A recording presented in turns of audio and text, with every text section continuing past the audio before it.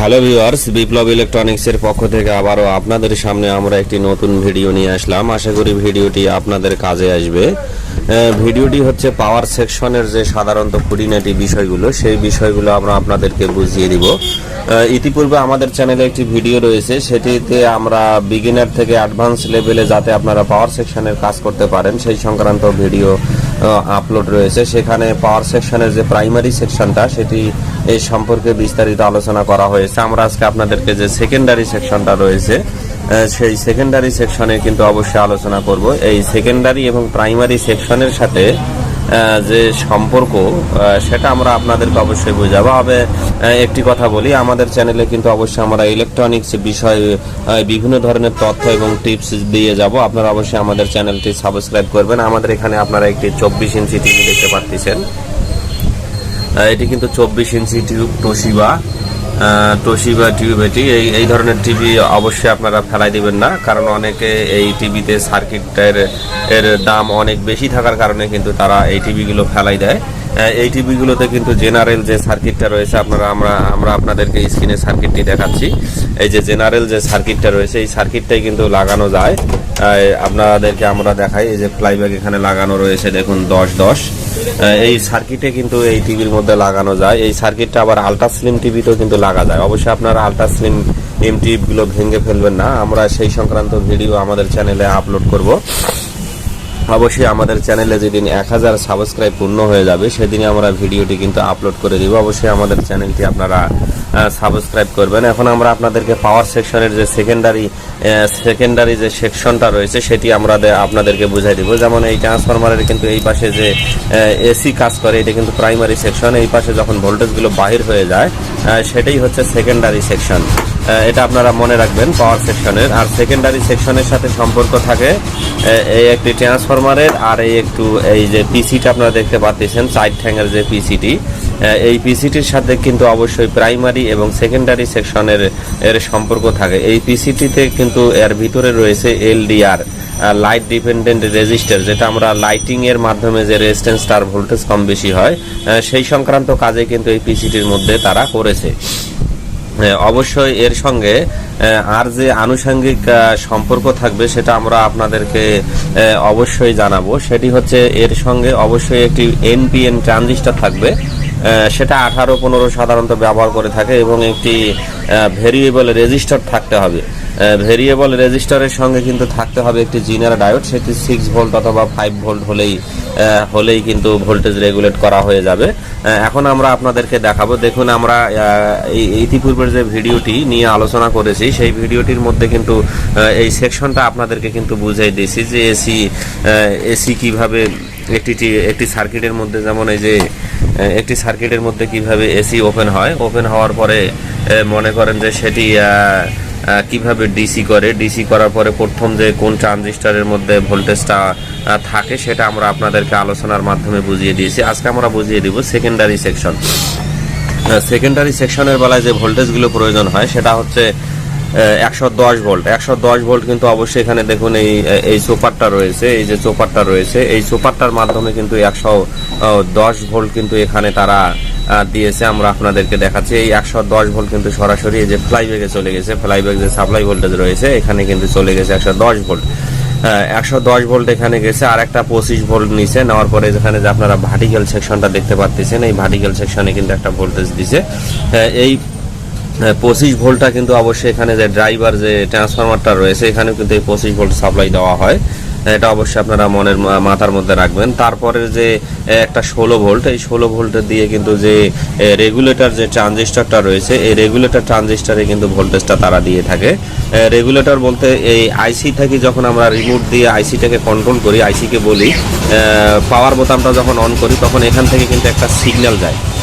সিগন্যালটা এই ট্রানজিস্টরের ব্যাজে যায়। এই ট্রানজিস্টর থেকে কালেক্টর এবং ইমিটরের মাধ্যমে এই ট্রানজিস্টরকে সুইচিং করে দেয়। সুইচিং করে দেওয়ার পরে এখান থেকে একটা ভোল্টেজ এই আইসির মধ্যে চলে আসার পরে কিন্তু টিভিটা রান হয়ে যায়। ঠিক আছে, এটা অবশ্যই আপনারা মাথার মধ্যে রাখবেন।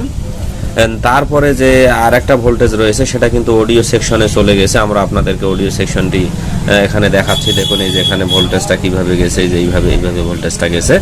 এখন আপনাদেরকে এই পাওয়ার সেকশন মেরামত করার ক্ষেত্রে যে বিষয়টি মাথার মধ্যে রাখতে হবে সেটি হচ্ছে পিসির কিন্তু এক পাশে অবশ্যই আপনারা মনে রাখবেন, পিসির কিন্তু এক পাশে অবশ্যই একটা ভোল্টেজ যাবে। সেই ভোল্টেজটা 110 ভোল্টেজের মাধ্যমে, এটা আপনারা মাথার মধ্যে সবসময় রাখবেন, রাখলে কিন্তু হবে। এই দেখুন এখানে যে 110 ভোল্টের যে প্রিন্টটা রয়েছে, এখানে প্রিন্টটা আমরা আপনাদেরকে দেখাচ্ছি। এই যে এখানে যে 110 ভোল্টের যে প্রিন্টটা রয়েছে, এখানে প্রিন্ট আপনারা দেখেন, এই যে এখানে যে প্রিন্টটা রয়েছে, এই প্রিন্টার মাধ্যমে অবশ্যই একটা রেজিস্ট্যান্সের মাধ্যমে কিন্তু এখানে তারা এই পিসিতে ভোল্টেজটা দিয়েছে। দেখুন এই যে প্রিন্টটা, এই যে এই পিসির এখানে কিন্তু ভোল্টেজটা গেছে। এই রেজিস্ট্যান্সটা কত মারা রয়েছে আমরা আপনাদেরকে সেটিও দেখাচ্ছি। এই রেজিস্ট্যান্সটা সাধারণত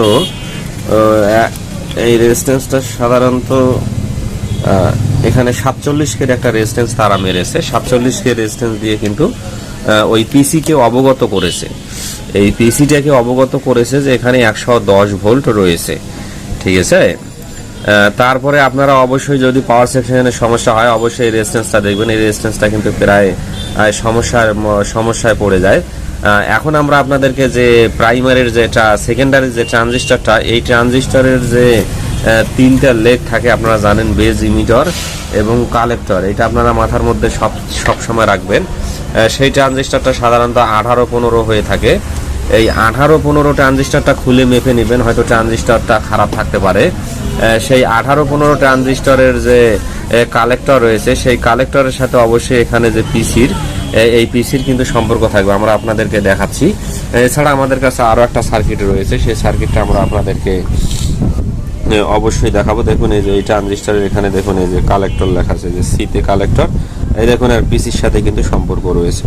অবশ্যই আপনারা এই প্রিন্টটা কিন্তু চেক করবেন, এই প্রিন্টটা কিন্তু কাটা থাকলে, আর এখানে একটা পিএফ মারা থাকে, পিএফ মারলেও চলে, না মারলেও চলে। ভোল্টেজটা এখন রেগুলেট কিভাবে করছে সেটা আমরা আপনাদেরকে দেখাবো। এই ট্রানজিস্টরের কিন্তু অবশ্যই ইমিটরের সঙ্গে কিন্তু একটা জিনার মারা থাকবে, ওই জিনারটা হবে কিন্তু 5 ভোল্টের। আমরা আপনাদেরকে সেই জিনারটাও দেখাচ্ছি। এই যে জিনার দেখুন এখানে যে জিনার ডাট রয়েছে, এই যে ইমিটর, এই ট্রানজিস্টরের ইমিটর।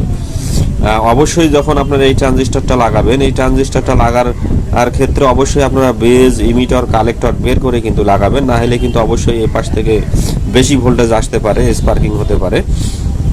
এই দেখুন এই ইমিটরের সাথে কিন্তু একটা তারা জিনার মেরেছে, এই দেখুন জিনার, এই জিনারটা 5 ভোল্ট 6 ভোল্টের হয়ে থাকে।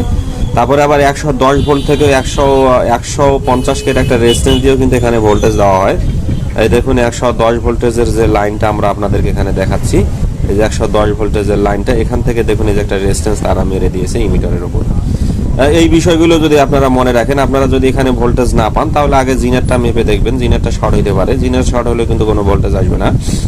এই জিনিসগুলো মাপলেই কিন্তু হয়ে যাবে। এরপরে যে এখানে আপনারা যে ভেরিয়েবল রেজিস্টারটা দেখতে পাচ্ছেন, এখানে যে সেকেন্ডারি সেকশনের যে ভেরিয়েবল এই যে রেজিস্টারটা, এটা সাধারণত 220 লেখা থাকে, মানে 2K রেজিস্ট্যান্স। এখানে অবশ্যই একটা কিন্তু এই ভেরিয়েবল রেজিস্টারের সাথে কিন্তু এই ট্রানজিস্টরের ব্যাজের সম্পর্ক থাকবে। এই কিন্তু ব্যাজকে ইচ্ছা মতো আর কন্ট্রোলিং করবে, এই ভেরিয়েবলের মাধ্যমে কিন্তু একে ইচ্ছা মতো ভোল্টেজ দিবে। ভোল্টেজ দেওয়ার পরে এই পিসিকে কালেক্টরের মাধ্যমে সেইভাবে নির্দেশনা দিবে, পিসি কিন্তু সেইভাবে নির্দেশনা এই প্রাইমারি সেকশনে দিবে, দেওয়ার পরে কিন্তু এখানে ভোল্টেজটা কম বেশি হয়। এই ভোল্টেজটা কম বেশি করার ক্ষেত্রে অবশ্যই এই রেজিস্ট্যান্সে কিন্তু মূল ভূমিকা পালন করে, এই রেজিস্ট্যান্স এবং এই ট্রানজিস্টরটা, এটা আপনারা অবশ্যই মাথার মধ্যে রাখবেন। অবশ্যই এখানে যে ক্যাপাসিটি, মানে এখানে যে রেজিস্ট্যান্সটা রয়েছে 100K, এই রেজিস্ট্যান্সটা কিন্তু আপনারা অবশ্যই মেপে নেবেন, কারণ এই রেজিস্ট্যান্সের কারণে কিন্তু ভোল্টেজ দেখা যাচ্ছে কম বেশি হতে পারে। দেখুন আমরা আপনাদেরকে দেখাইলাম, একটা 100K রয়েছে আর একটা 150K রয়েছে। সেকেন্ডারি সেকশন সম্পর্কিত যদি আপনারা এই সমস্ত বিষয় এবং এই সমস্ত তথ্য যদি আপনারা মাথার মধ্যে রাখেন, তাহলে কিন্তু আপনাদেরকে আর কোনো বিপদে পড়তে হবে না। আমরা আশা করি আপনারা আমাদের যদি এই দুইটি ভিডিও ফলো করেন, তাহলে অবশ্যই একটি টিভির যে পাওয়ার সেকশনের যে সমস্যাগুলো সেটি কিন্তু আপনারা সমাধান করে নিতে পারবেন। পরিশেষে আমরা বলবো, আপনারা যদি এই ধরনের ভিডিও পেতে চান তাহলে অবশ্যই আমাদের চ্যানেলটি আপনারা সাবস্ক্রাইব করবেন এবং পাশে থাকবেন, আমাদের সাথে থাকবেন। আপনাদেরকে অশেষ ধন্যবাদ।